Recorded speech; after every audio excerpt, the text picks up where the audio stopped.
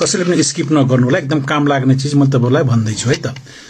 तपाईँको शरीरमा एलर्जी हुने, ज्यान चिलाउने, पुरानो भन्दा पुरानो त्यसो ज्यान चिलाउने बिरामी छ भने, कोही हुनुहुन्छ भने या तपाईँको कोही घरमा हुनुहुन्छ भने एकदम राम्रो उपाय है त। हो, पक्कै पनि दर्शकबिन अहिलेको समयमा धेरै जसोको मानिसको शरीरको विभिन्न भागमा चाहिँ चिलाउने तथा एलर्जी हुने समस्याले सताइरहेको हुन्छ। तपाईमा पनि यो समस्या हुन सक्छ अथवा भोलिको दिनमा हुन सक्छ। त्यसैले यो समस्याबाट छुटकारा पाउनको निम्ति चाहिँ यो भिडियोलाई अन्तिमसम्म हेर्नु होला है त। 100% यो कारगर हुन्छ, गरेर हेर्नु होला। तपाईँले के चाहिन्छ त सबै हाम्रो घरमा चाहिँ किचनमा चाहिँ उपलब्ध छ।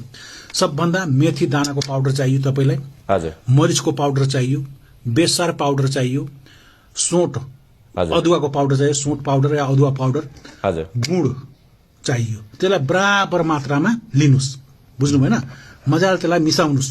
मिसाएर के गर्नुस् भने तपाईको चनाको गेडा हुन्छ नि, त्यो अनुसारको गेडा बनाउनुस्। चनाको गेडा अनुसार बनाउनुस् तपाईहरुले। के गर्नुस् भने 2 पिस साँझ, 2 पिस बिहान खानुस् तपाईहरुले है।